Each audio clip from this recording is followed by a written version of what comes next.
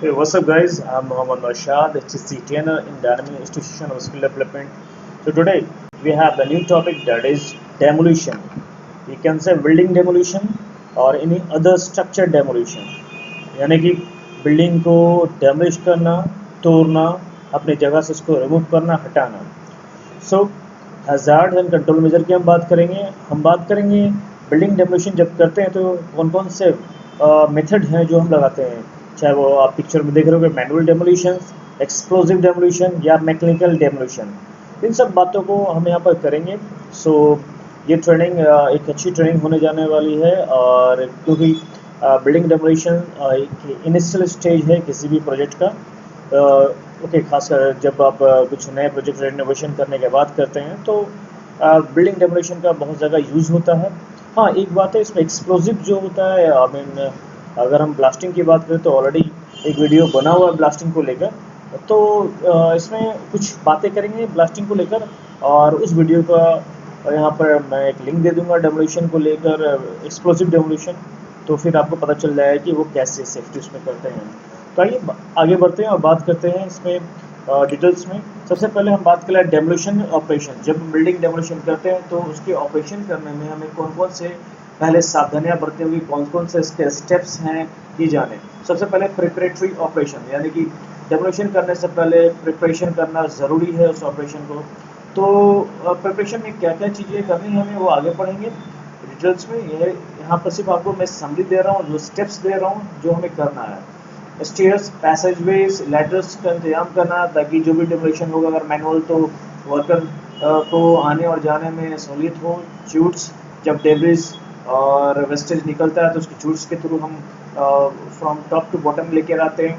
Floor opening एक dangerous है part, wall opening, floor opening. तो वहाँ पर ओपन फ्लोर होने की वजह से फॉल हैजार्ड हो सकता है, इसलिए उसको बैरिकेशन करना, क्या क्या नेसेसरी स्टेप्स है वो देखें. Walls, machinery and chimneys. तो वॉल, मशीनरी एंड चिमनीज है, उसको बिफोर द जस्ट डेमोलिशन कैसे उसको हम कंट्रोल करेंगे, प्रिपरेटरी वर्क में ये आता है. Manual removal of floors, removal of walls, floor with equipment. So wall floor equipment को मैनुअल रिमूव कर सकते हैं या फिर मशीन इक्विपमेंट के थ्रू कर सकते हैं, वो दोनों चीज़ें ऐसे समझेंगे. Storage, temporary storage, permanent storage, जो भी वहाँ से मटेरियल निकल रहा है, वेस्टेज निकल रहा है उसका. रिमूवल ऑफ स्टील कंस्ट्रक्शन, जो स्टील कंस्ट्रक्शन है बिल्डिंग में, ऑफकोर्स स्टील कंस्ट्रक्शन होगा तो उसका रिमूवल कैसे करते हैं. फिर हम बात करेंगे मैकेनिकल डेमोलिशन कैसे होता है, जिसको आप इक्विपमेंट कहते हैं या मशीन डेमोलिशन कह सकते हैं. Demolition by the explosive. So finally ये समझ में आया कि डेमोलिशन अगर किसी बिल्डिंग के करते हैं, स्ट्रक्चर करते हैं तो तीन तरह से होता है. मैनुअल होता है, इक्विपमेंट या मशीनरी जिसको मैकेनिकल कहते हैं, और थर्ड होता है एक्सप्लोसिव डेमोलिशंस. तो आगे देखें. सबसे पहले हम बात करते हैं, जैसे सारे टॉपिक में हम यही करते हैं, हैजार्ड्स को सबसे पहले समझते हैं, क्योंकि अगर खतरा समझ लेंगे तो उसका कंट्रोल भी समझ आ जाएगा आसानी से. तो सबसे पहले हैजार्ड की बात करें. Physical hazards, falling from height और through opening and fragile materials. तो जब आप डेमोलिशन करते हो तो ओपनिंग होने की वजह से, क्योंकि स्ट्रक्चर्स को जो स्टील स्ट्रक्चर्स को पहले हटा देते हैं तो फ्लोर ओपनिंग हो जाता है, तो वो एक हैजार्ड है. एंड उसके बाद जो ओपनिंग, जैसे फ्लोर ओपनिंग होगा, उससे भी एक गिरने का खतरा होता है, खासकर वो एरिया जैसे कि लिफ्ट एरिया हो, शाफ्ट एरिया हो, वहाँ से. फ्रेगाइल मटेरियल्स का मतलब होता है वो जो टेम्पोररी मटेरियल्स है, जहाँ पर टेम्पोररी रूफ है, तो वहाँ से गिरने का चांस ज़्यादा होता है, इसलिए फॉलिंग हैजार्ड सबसे टॉप में है. Uncontrolled premature collapse on nearby structure. So building uncontrolled या प्रीमैच्योर कोलैप्स हो जाता है अचानक से. बिल्डिंग अगर आपने उसको स्टडी नहीं किया है, सर्वे नहीं किया है, तो ये हो सकता है, या फिर उसके नियर बाई स्ट्रक्चर भी ये हो सकते हैं कोलैप्स. उसके बाद broken glass from the window. तो जब आप एक्सप्लोजिव करते हैं या फिर यूज़ करते हैं या मशीन मैकेनिकल यूज़ करते हैं, तो जो ग्लासेस हैं वो भी एक हज़ार्ड है, ब्रोक कर सकता है अचानक से, उसके आवाज़ से या फिर उसके वाइब्रेशन से, बिल्डिंग कोलैप्स होने की वजह से. मैनुअल हैंडलिंग, इसमें बहुत सारे हज़ार्ड मिलेंगे मैनुअल हैंडलिंग करने के दौरान, जैसे कट हो सकता है, और कट हो सकता है, मस्कुलर स्केलेटल डिसऑर्डर हो सकता है. ओके. उसके बाद नॉइस भी हज़ार्ड इसमें होगा अगर मशीनरी या इक्विपमेंट के थ्रू हम इसको, या फिर मैनुअली हम क्यों ना करें, मैनुअली करें उसको हम, तो वो एक हज़ार्ड है. HAVS फ्रॉम द टूल्स और whole body vibration from vehicles. तो HAVS का मतलब क्या होता है, हैंड आर्म वाइब्रेशन सिंड्रोम या फिर होल बॉडी वाइब्रेशन सिंड्रोम। तो ये दो तरह का हजार्ड है जो कि अगर मशीन पर काम करें या फिर हम मैनुअली काम करें तो दोनों का हमारी बॉडी पर इम्पैक्ट होता है। ये भी हजार्ड है। फ्लाइंग डेब्रिस, ये तो कॉमन है। फ्लाइंग डेब्रिस चाहे बस एक्सप्लोसिव डेमोलिशन करें या मशीन से डेमोलिशन करें या फिर मैनुअल करें, तो तीनों में हो सकता है। Life services like gases, electrical water supply, electrical supply, तो ये भी बहुत बड़ा हज़ार्ड है। अगर आप सर्वे नहीं करते हैं, पहले से डिस्कनेक्शन नहीं करते हैं और सर्विसेज को रिमूव नहीं करते हैं वहाँ से या फिर डाइवर्ट नहीं करते तो एक हज़ार्ड हो सकता है बहुत बड़ा। इलेक्ट्रिकल शॉक हो सकता है, फायर हो सकता है, फ्लड्स हो सकता है। ये सारे फिजिकल हज़ार्ड्स की कैटेगरी में आ रहे हैं। हेल्थ हज़ार्ड भी इसमें कुछ हैं। आगे बात करते हैं कुछ hazard for the chemical purpose या फिर हेल्थ हज़ार्ड भी कह सकते हैं इसे। सो डस्ट, ऑफकोर्स डस्ट होगा, एस्बेस्टस मिलेगा, सिलिका मिल सकता है, residual contamination from the previous use like hospitals या इंडस्ट्रियल प्रोसेस है तो वहाँ भी जो पहले से कंटामिनेशन है, जो मटेरियल्स या फिर स्ट्रक्चर्स उससे कॉन्टेक्ट हो सकता है। सो ये सारे के सारे केमिकल हज़ार्ड की कैटेगरी में आते हैं। तो ये सारे भी हमें बिल्डिंग डेमोलिशन करने के दौरान इसका सामना करना पड़ सकता है। आगे बात करते हैं प्रिपरेटरी ऑपरेशंस की बात करें तो preparatory operation prior to permitting employees to start demolition operation and engineering surveys shall be made by a competent person of the structure to determine the condition of the framing, floors and walls and the possibility of unplanned collapse of any portion of the structure. Any adjacent structure where employees may be exposed shall also be similarly checked. The employee shall have in writing evidence that such a survey has been performed. तो guys preparatory operation start करते हैं और सबसे पहले ये ध्यान रखें कि कोई भी डेमोलिशन करने से पहले चाहे आप मैनुअल करें, मैकेनिकल करें या एक्सप्लोसिव के थ्रू करें, उस जगह का सर्वे करना ज़रूरी है। उस स्ट्रक्चर को सर्वे करना ज़रूरी है कि उसका उसके जो स्ट्रेंथ हैं उसको जांचना ज़रूरी है। इंजीनियरिंग सर्वे बहुत ज़रूरी है। ओके, क्योंकि बिल्डिंग कई बार डेमोलिशन करने से कंप्लीट डेमोलिशन करने से पहले ही कोलैप्स कर जाता है। तो हमें देखना ज़रूरी है कि फ्रेमिंग को, फ्लोर को, वॉल को देखना ज़रूरी कि ऐसा तो नहीं कि वो अनप्लान्ड कोलैप्स हो जाएगा, है ना। साथ में ये भी देखना जरूरी कि जो हमारे एम्प्लॉयज़ होते हैं जो नियर बाई स्ट्रक्चर जहाँ पे शेल्टर लेते हैं, क्या ऐसा तो नहीं कि अगर मैं एक्सप्लोसिव यूज़ कर रहा हूँ या फिर मैकेनिकल डिवाइस यूज़ कर रहा हूँ इसके वजह से जो नियर बाई स्ट्रक्चर्स है या जिसमें स्ट्रक्चर है जहाँ पर एम्प्लॉयज़ हमारे शेल्टर लिए हुए वो कोलैप्स कर जाए। इन सब चीज़ों को सर्वे करना ज़रूरी है। ऐसा तो नहीं कि आप जब डेमोलिशन कर रहे हो आपके डेमोलिशन ऑपरेशन की वजह से जो आसपास का जो एरिया है या जो बिल्डिंग स्ट्रक्चर्स है उसको नुकसान पहुँचेगा किसी तरह से। ओके, तो इन सबका इंजीनियरिंग सर्वे करना ज़रूरी है। और जो यहाँ पर मैं ज़रूरी बताना समझूंगा कि ये जो एम्प्लॉयर है उसके पास इसका एविडेंस राइटिंग में यानी कि डॉक्यूमेंट्स होना ज़रूरी है, क्योंकि कल होकर अगर कुछ भी कोई भी ऑथराइज एजेंसी के लोग या ऑफिसर्स आपके साइट पर आते हैं तो वो मांग सकते हैं आपसे कि आपके पास परमिशन है इसका, आपने सर्वे किया है, तो फिर ये आपको डॉक्यूमेंट्स वहाँ पर काम करेगा। आगे बात करते हैं हम इसी प्रिपरेटरी ऑपरेशन में हमें जो देखना ध्यान रखना है, damage structure where employees must enter shall be shored a breast all electrical, gas, water or steam, sewer and other service lines should shut off और कैप बिफोर द स्टार्टिंग। तो ध्यान रखें कि जो भी डैमेज स्ट्रक्चर है जहाँ employees आ और जा रहे हैं या शेल्टर टेम्पोरी रखे हुए हैं वहाँ पर उस बिल्डिंग का शोरिंग करना या ब्रेसिंग करना बहुत ज़रूरी है। ये शोरिंग या ब्रेसिंग होता क्या, तो आपको याद होगा वैसे वीडियो बना हुआ है एक्सकैवेशन सेफ्टी में हम ये सब करते हैं। और एक्सकैवेशन सेफ्टी में जब वॉल कोलैप्स ना कर जाए, केविन ना हो जैसे बचने के शोरिंग या ब्रेसिंग करते हैं, तो यहाँ पर भी वही कर रहे हैं। ओके, तो यहाँ पर ये भी ध्यान रखने वाली बातें हैं कि all electrical, gas, water, steam, sewer and other service lines should be shut off capped before the starting। तो जब कभी भी ऑपरेशन स्टार्ट करते हैं उससे पहले ही प्रिपरेटरी ऑपरेशन में जितने भी सर्विसेज हैं, यूटिलिटी लाइंस हैं, उन सबके जो सप्लाई उनको शट ऑफ करें या फिर उनको रिमूव करके डाइवर्ट करें या फिर कैप बिफोर स्टार्टिंग यहाँ से टेम्पोरली बंद कर दें। ये करना जरूरी है। आगे बात करते हैं इसी में, if it is necessary to maintain any power, water or other utilities during the demolition operation, such lines shall be temporarily relocated as necessary and protected। जैसे कि मैंने पिछले स्लाइड में बात किया कि अगर कुछ यूटिलिटी ज़रूरी होता है डेमोलिशन के लिए, जैसे वाटर है या पावर सप्लाई है, ठीक है, तो उसके लिए अगर वो ज़रूरी है तो इसके लिए क्या करें, हम उसको हम डाइवर्ट कर सकते हैं, उस जगह से उस रूट को चेंज कर सकते हैं और तब यूज़ कर सकते हैं, और नेसेसरी जो प्रोटेक्शन लेना वो लेंगे। आगे बात करते हैं, तो इसी डेमोलिशन में बात कर रहे हैं हम। So remove fragmented glass prior to demolition if hazard to workers. So जो भी विंडो के ग्लासेस हैं, डोर के ग्लासेस हैं, उनको वहाँ डेमोलिशन करने से पहले ही खोल लें, हटा लें, रिमूव कर लें, क्योंकि डेमोलिशन में ये डैमेज होगा और वर्कर्स को हैजार्ड हो सकता है, उसको एक्सीडेंट इवन कन्वर्ट हो सकता है।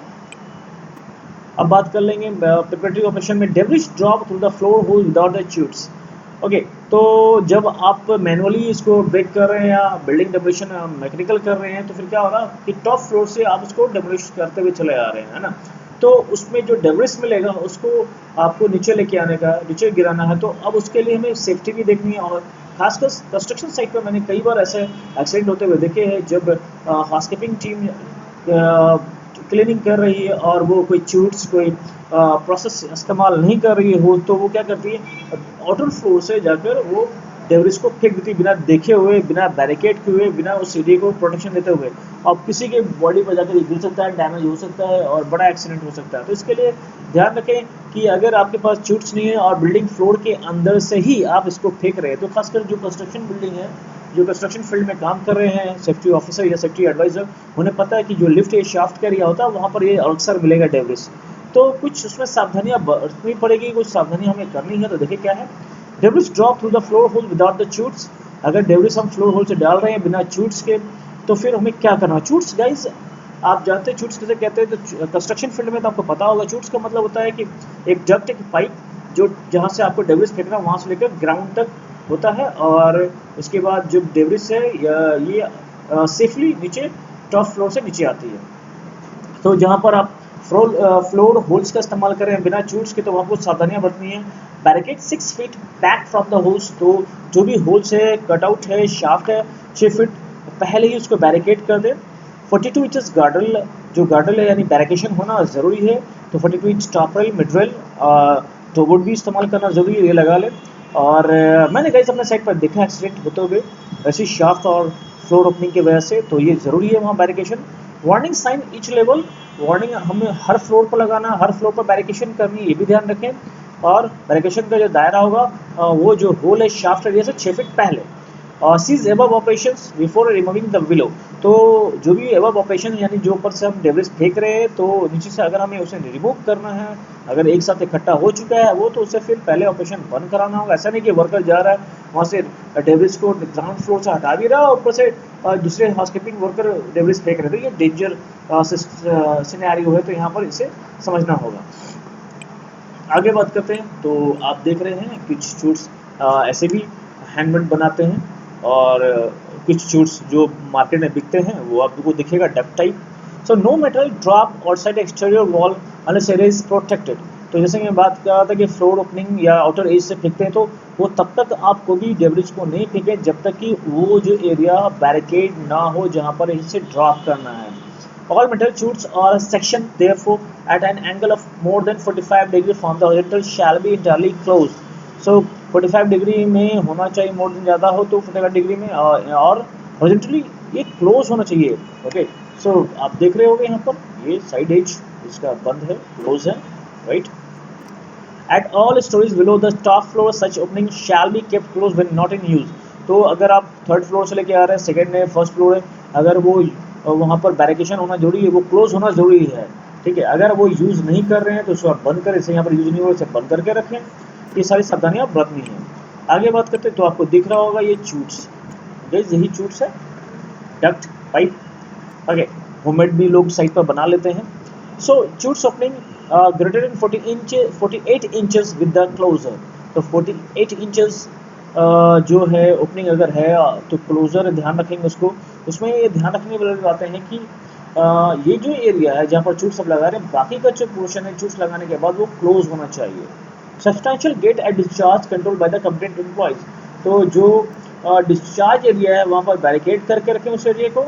ओके, आप दिख रहा होगा यहाँ डस्टबिन है और यहाँ पर ही चूट्स को गिराया जा रहा है, और ये बैरिकेड एरिया है, आपको बैरिकेशन भी दिख रहा होगा, तो बैरिकेड करके रखें। और टॉप में भी, एंड जहाँ पर आप डिस्चार्ज कर रहे हो वहाँ पर भी ये क्लोज होना चाहिए, और कंपिटेंट पर्सन वहाँ पर एक ऑपरेशन में हो तो बेहतर है।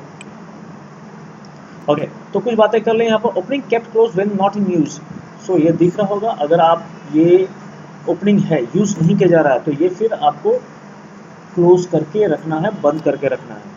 आगे बात करते हैं यहाँ पर गार्ड, यहाँ पर space between tubes and edge of floor solidly covered. So guys, guardrail installed where a man drop debris. तो जहाँ पर भी अब मैनुअली अगर वो डेब्रिस आप गिरा रहे हैं होल से, ट्यूब से, तो बैरिकेड होना जरूरी है। तो गार्ड्रेल आपको दिख रहा होगा, top rail, mid rail, top rail यहाँ देख रहा 42 इंचेस, उसका हाफ है mid rail and toe board लगे तो अच्छा है।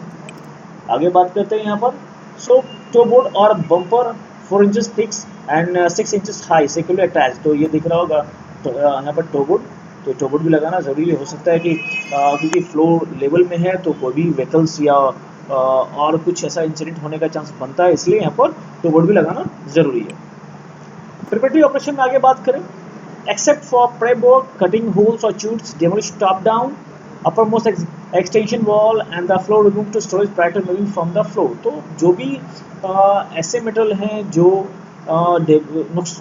ब्रेक कर सकते हैं, जैसे विंडो है, ग्लासेस हैं, डोर हैं, स्टील स्ट्रक्चर्स है जो एक्स्ट्रा लगे हुए हैं, जैसे रेलिंग हो गया, हैंडल्स हो गया, ओके, तो जगह जगह पर वो लगे हुए तो उनको पहले से आप निकाल लें, हटा लें, और वो जो प्रोसेस होगा टॉप से बॉटम तक होगा, ऐसे इस तरह से करते चले जाए। अपर मोस्ट एक्सटेंशन पहले होगा फिर नीचे जाएगा, तो वॉल अगर है, फ्लोर ओपनिंग है। और ये ध्यान रखना होगा कि जिस फ्लोर पर आपने जो डेब्रिस स्टोर किया है, पहले आप डेब्रिस को हटा लें तब उस फ्लोर को रिमूव करें। प्रिपरेटरी ऑपरेशन में आगे बात करें। So employ interest in the multi storage structure shall be completely protected.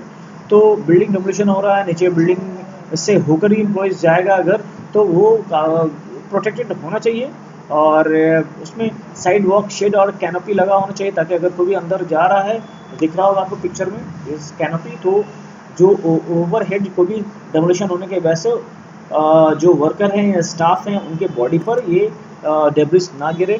So 8 feet out from the building. तो अगर आप बिल्डिंग के ऊपर लगाए हुए एंट्रेंस है इसी यही, तो 8 फीट आगे की तरफ आउटबोर्ड्स लगा होना चाहिए, ओके, ताकि कंप्लीट प्रोटेक्शन मिले। 2 feet wider than the entrance. 2 feet जो एंट्रेंस है आपका, अगर 4 फीट का है, 3 फीट का डोर है जिससे आप एंट्रेंस ले रहे हैं, तो उससे 2 फीट एक्स्ट्रा होना चाहिए। अगर 4 है तो 6 फीट का आप लगाएं। सब्सटेंशन अ लोड ऑफ 150 पाउंड पर स्क्वायर फुट। तो sustain a load of 150 pound पर स्क्वायर फुट, जो भी आप लगा रहे हैं कैनोपी, उसका जो लोडिंग कैपेसिटी होगा वो 150 पाउंड पर स्क्वायर फीट का स्ट्रॉन्ग होना चाहिए, वो स्ट्रेंथ होना चाहिए। अब बात कर लें स्टेयर एंड पैसेजवे की बात कर लें, तो गाइस स्टेयर पैसेजवे हम बात कर रहे हैं। So only designated stairs and passageway used, we should use actually, तो only designated stairs use, close all others। so ये ध्यान रखें कि कई बार बिल्डिंग डेमोलिशन में क्या होता है कि आप ऐसे जगह पर से भी आप एग्जिट कर रहे हैं जहाँ पर बिल्डिंग डेमोलिश किया जा रहा है, तो आपको पहले से डिसाइड करना पड़ेगा कि कौन सा डेजिग्नेटेड वे है या स्टेयर वे जिसे आप यूज़ करना है, और इसे सेफ रखना है फर्दर, हैंडल के साथ, हाउसकीपिंग क्लीनिंग के साथ, लाइटिंग प्रॉपर होने के साथ, ओके, तो ये ध्यान रखना पड़ेगा। Inspect to ensure all maintain in a clean safe conditions. तो जो भी स्टेयरकेस है उसको आप इंश्योर कर लें कि वो क्लीन हो, सेफ हो, लाइटिंग अरेंजमेंट हो। Shall be protectly inspected and maintain in the clean safe condition. So जो ऑथराइज पर्सन है उनके द्वारा उस एरिया को इंस्पेक्शन करना ज़रूरी है एंट्री एग्जिट करने के दौरान, ओके।